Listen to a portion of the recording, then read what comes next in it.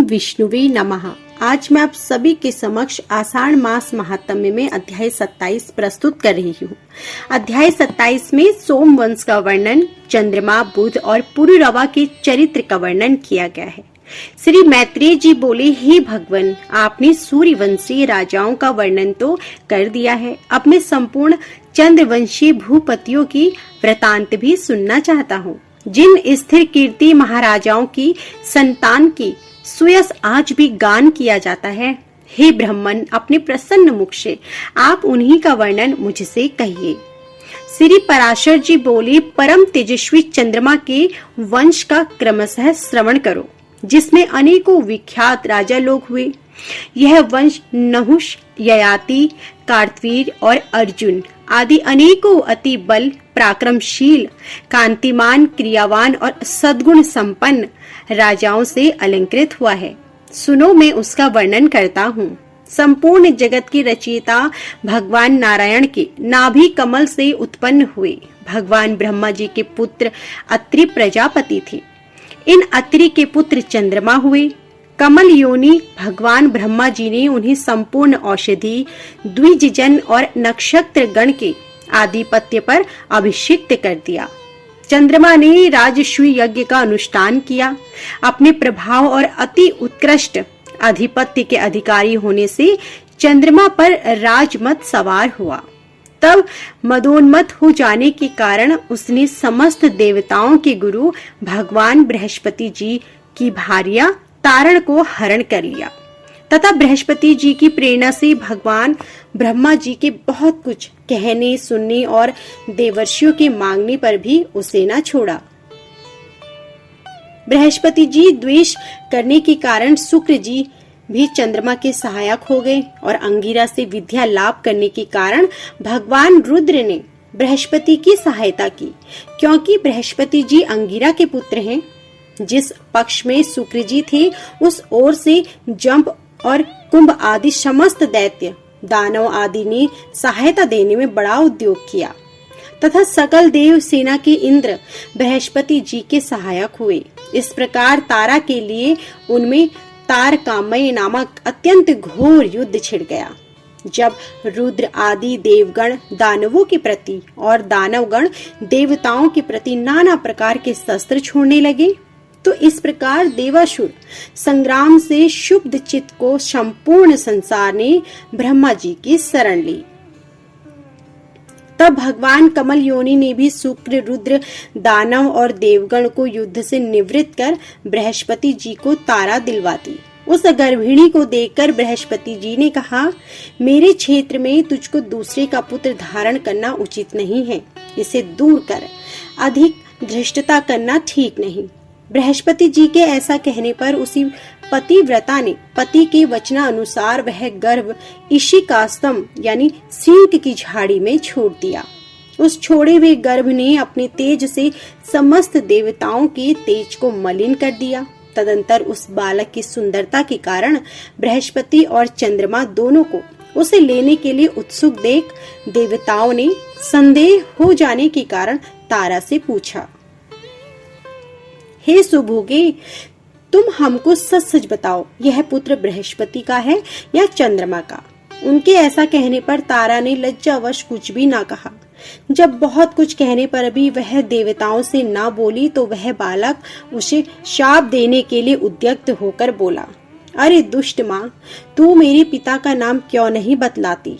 तुम व्यर्थ लज्जावती की मैं अभी ऐसी गति करूंगा जिससे तू आज से ही इस प्रकार अत्यंत धीरे धीरे बोलना भूल जाएगी। तदंतर पिता श्री ब्रह्मा जी ने उस बालक को रोककर तारा से स्वयं ही पूछा कि बेटी, ठीक ठीक बता, यह पुत्र किसका है, बृहस्पति का या चंद्रमा का? इस पर उसने लज्जा पूर्वक कहा, चंद्रमा का। तब तो नक्षत्रपति भगवान चंद्र ने उस बालक को हृदय से लगाकर कहा, बहुत ठीक बेटा, तुम बड़े बुद्धिमान हो। अरे उनका नाम बुद्ध रख दिया। इस समय उनके निर्मल कपोलों की कांति और दैदीप्यमान हो रही थी। बुद्ध ने जिस प्रकार इला से ही अपने पुत्र पुरुरवा को उत्पन्न किया था, उसका वर्णन मैं पहले ही कर चुके हैं।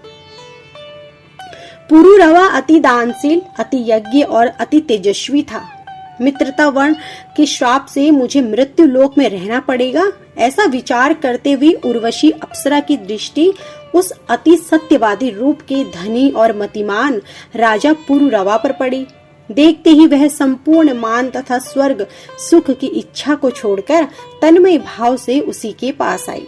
राजा पुरुरवा का चित्त भी उसे संसार की समस्त स्त्रियों में विशिष्ट तथा कांति, सुकुमारता, सुंदरता, गति विलास और मुस्कान आदि गुणों से युक्त देखकर उसके वशीभूत हो गया। निदान राजा ने निसंकोच होकर कहा, हे सुभ्री, मैं तुम्हारी इच्छा करता हूँ। तुम प्रसन्न होकर मुझसे शुश्रूभ, मैं तुम्हारी इच्छा करता हूँ। तुम प्रसन्न होकर मुझे प्रेम दान दो।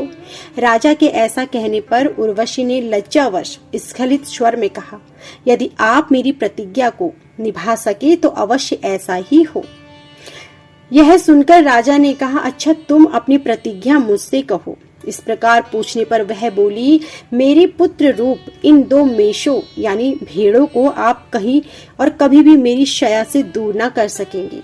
मैं कभी आपको नग्न न देखने पाऊं और केवल घृत ही मेरा आहार होगा। यह मेरी 3 प्रतिज्ञाएं हैं। तब राजा ने कहा, ऐसा ही होगा। तदंतर राजा पुरुरवा ने दिन दिन बढ़ते हुए आनंद के साथ कभी अलकापुरी के अंतर्गत चैत्ररथ आदि वनों में और कभी सुंदर पद्म खंडों से युक्त अति रमणीय मानस आदि सरोवरों में विहार करते हुए 60,000 वर्ष बिता दिए। इधर उर्वशी के बिना अप्सराओं, सिद्धों और गंधर्वों को स्वर्गलोक अत्यंत रमणीय नहीं मालूम था। अतः उर्वशी और पुरुरवा की प्रतिज्ञा की जानने वाले विश्वासुने ने एक दिन रात्रि के समय गंधर्वों के साथ जाकर उसके शयन शर पर एक मेष का हरण कर लिया। उससे आकाश में जाते समय उर्वशी ने उसका शब्द सुना। तब वह बोली, मुझ अनाथ के पुत्र को कौन ले जा रहा है? अब मैं किसकी शरण जाऊं? किंतु यह सुनकर भी इस भय से कि रानी मुझे नंगा देख लेगी, राजा नहीं उठा। तदंतर गंधर्वगण दूसरा भी मेष लेकर चल दिए। उसे ले जाते समय उसका शब्द सुनकर भी उर्वशी, हाय, मैं अनाथा और भ्रतहीना हूँ तथा एक कायर की अधीन हो गई हूँ, इस प्रकार कहती हुई वह विलाप करने लगी। तब राजा ने यह सोचकर कहा कि इस समय अंधकार है। क्रोध पूर्वक कहा, अरे दुष्ट! रानी ने राजा से, तू मारा गया, यह कहते हुए तलवार लेकर पीछे दौड़ा। उसके प्रकाश में राजा को वस्त्रहीन देखकर प्रतिज्ञा टूट गई।